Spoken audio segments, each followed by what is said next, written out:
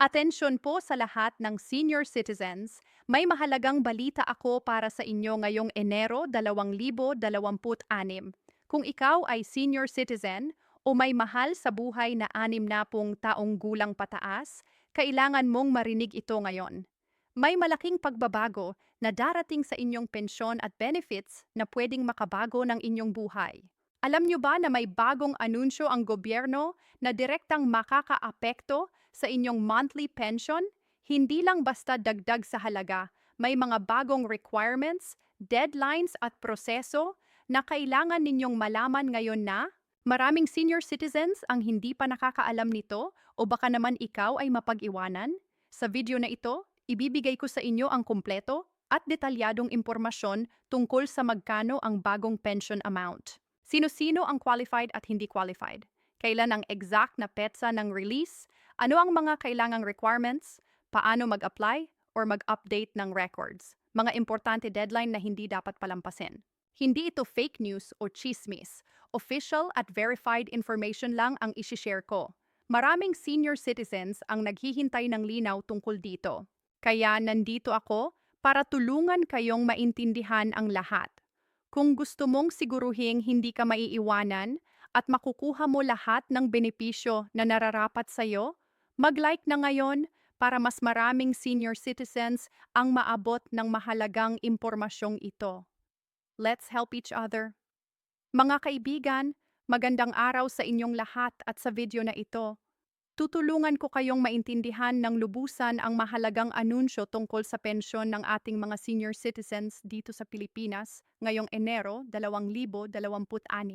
Una sa lahat, gusto kong linawin na ang lahat ng impormasyon na ibabahagi ko sa inyo ngayong araw ay batay sa mga official announcement at verified reports mula sa ating gobyerno.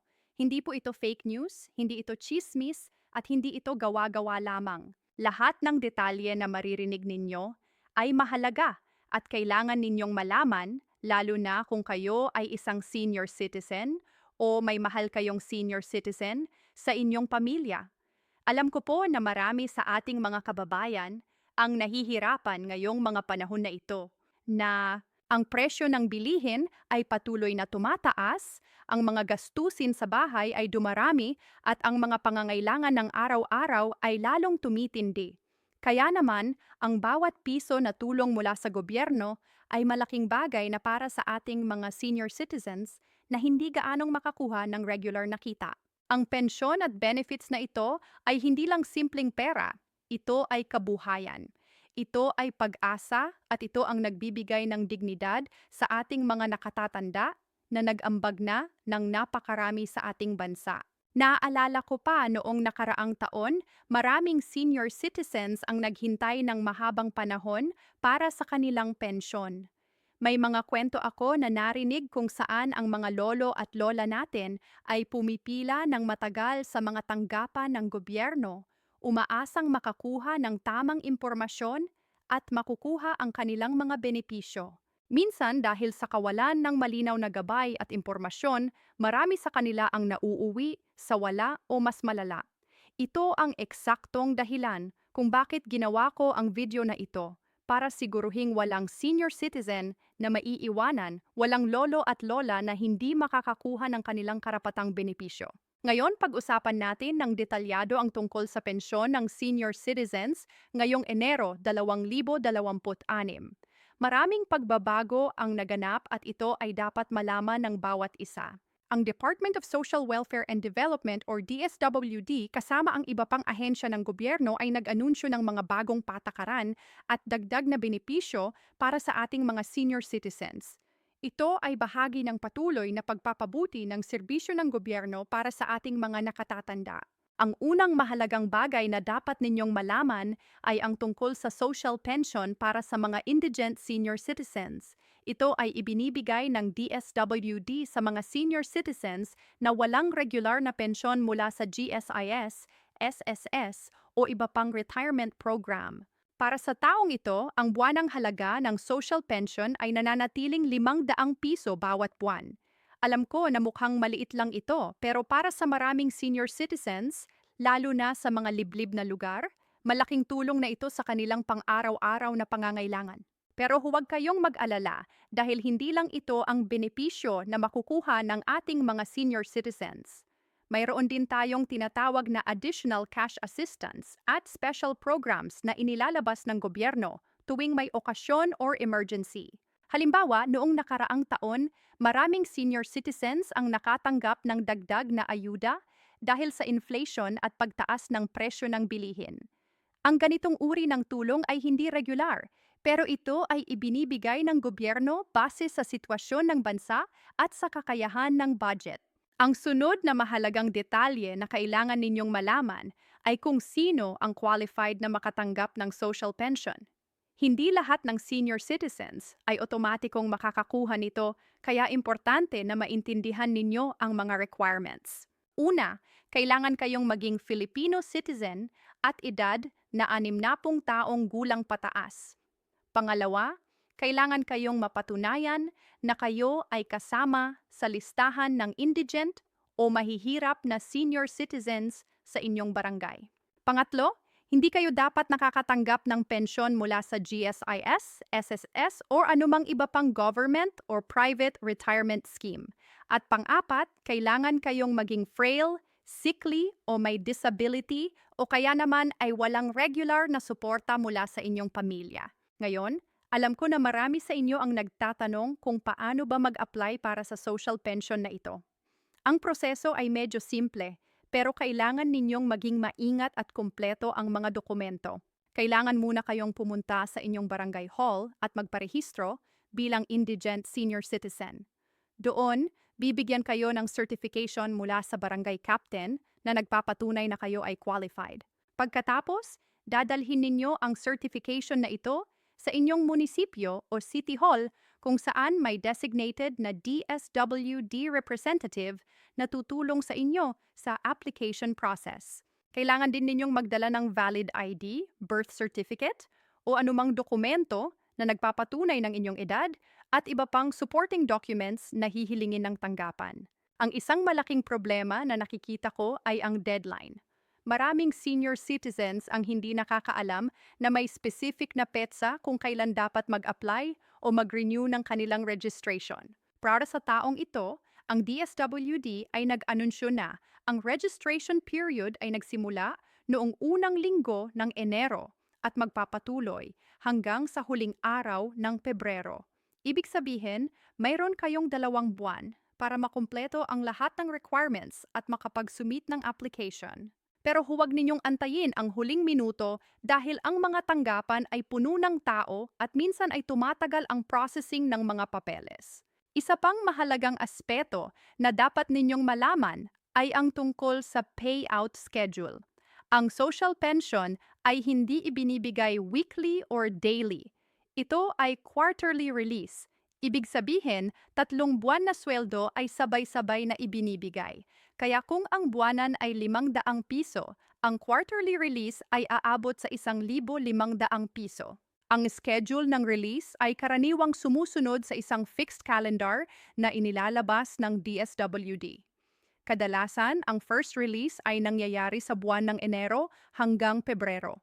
Ang second release ay Abril hanggang Mayo. Ang third release ay Hulyo hanggang Agosto at ang fourth release ay Oktubre hanggang Nobyembre. Pero tandaan na ang exact dates ay maaaring mag-iba depende sa availability ng budget at sa proseso ng gobyerno. Bukod sa social pension, meron din tayong mga additional benefits na dapat ninyong malaman. Una, ang lahat ng senior citizens ay entitled sa 20% discount sa mga produkto at serbisyo, tulad ng pagkain sa mga restaurants, gamot sa mga botika, medical at dental services, transportation, hotels, at marami pang iba. Ito ay guaranteed ng Republic Act Siyam na 1974 o ang Expanded Senior Citizens Act of 2010. Ang discount na ito ay mandatory para sa lahat ng establishmento at kung may nagtangkang hindi kayo bigyan ng discount, maaari ninyong i-report sa DTI o sa inyong local government unit. Pangalawa, ang mga senior citizens ay pwede ring mag-apply para sa PhilHealth benefits. Lahat ng senior citizens ay automatically covered ng PhilHealth at ito ay malaking tulong, lalo na kung may sakit kayo or kailangan ninyo ng medical attention. Ang PhilHealth coverage ay sumasaklaw sa hospitalization, laboratory tests, surgical procedures at iba pang medical services. Pangatlo, may mga local government units na nag-aalok ng additional cash assistance or special programs para sa kanilang senior citizens. Halimbawa, may mga city or municipality na nagbibigay ng birthday gift, medical mission, feeding program, or livelihood training para sa mga senior citizens. Ito ang the key. Iba-iba depende sa bawat lugar, kaya importante na makipag-ugnayan kayo sa inyong barangay or city hall para malaman kung ano ang available na program sa inyong area. Gusto ko ring pag-usapan ang isang common problem na kinakaharap ng maraming senior citizens at ito ay ang problema sa documentation. Marami sa ating mga lolo at lola ay walang complete birth certificate, walang valid ID, o hindi nakarehistro sa iba't ibang government agencies. Ito ay nakakagambala sa kanilang pag-apply para sa pensyon at iba pang benefits. Kaya ang advice ko, kung kayo ay isang family member ng isang senior citizen, tulungan ninyo sila na makumpleto ang kanilang mga papeles. Pumunta sa PSA para kumuha ng birth certificate, mag-apply ng valid ID tulad ng postal ID or national ID, at siguraduhing registered sila sa PhilHealth at sa DSWD. Ang mga ito ay one-time effort lang pero sobrang laking tulong sa long run. Isa pang bagay na gusto kong bigyang diin ay ang tungkol sa mga scammer at fraudulent activities. Sadly, maraming taong nagtatangkang i-take advantage ang ating mga senior citizens. May mga nag-aalok ng mabilis na processing ng pensyon kapalit ng bayad. May mga nagpapanggap na government official at humihingi ng pera. At may mga nag-aalok ng fake benefits or investment schemes. Please, maging very careful kayo. Ang lahat ng government services ay free of charge. Hindi ninyo kailangang magbayad ng processing fee, walang dapat bayaran na fixer, at walang dapat ibigay na sensitive information tulad ng bank account details or personal identification numbers. Kung may nakaka-encounter kayong suspicious na tao or activity, i-report ninyo kaagad sa authorities or sa DSWD hotline. Para sa mga pamilya ng senior citizens, gusto ko ring magbigay ng reminder. Ang ating mga lolo at lola ay nag-sacrifice ng malaki para sa atin. Sila ang nagpalaki sa atin, nag-aral sa atin, at nagbigay ng better future sa atin. Ngayong sila naman ang nangangailangan ng tulong, tayo naman ang dapat magbalik ng utang na loob. Hindi lang financial support ang kailangan nila. Kailangan din nila ng oras, atensyon, pagmamahal at respeto. Bantayan ninyo ang kanilang kalusugan. Samahan ninyo sila sa mga appointment at siguraduhing sila ay safe at komportable sa kanilang mga tahanan. Sa pagtatapos ng video na ito, gusto kong ipaalala sa inyong lahat na ang impormasyon ay power. Kung alam ninyo ang inyong mga karapatan, alam ninyo kung paano mag-access ng benefits, at alam ninyo kung saan humingi ng tulong, mas magiging madali ang buhay ninyo. Huwag kayong mahiyang magtanong. Huwag kayong matakot na lumapit sa government offices. At huwag kayong mag-atubiling humingi ng tulong mula sa mga social workers at barangay officials. Ang trabaho nila ay tulungan kayo at karapatan ninyo ang makakuha ng serbisyong deserve ninyo. Sana po ay nakatulong ang video na ito sa inyo. Kung meron kayong mga tanong o comments, ilagay lang sa baba at tutulungan ko kayong sagutin ang mga ito. Share ninyo rin ang video na ito sa inyong mga kaibigan at pamilya na senior citizens para mas maraming tao ang makapag-benefit sa impormasyong ito. At higit sa lahat, huwag ninyong kalimutan na mag-like, mag-subscribe at mag-click ng notification bell para updated kayo sa mga susunod kong video tungkol sa iba pang government programs at benefits. Maraming salamat sa inyong pakikinig at hanggang sa muli, ingat kayong lahat.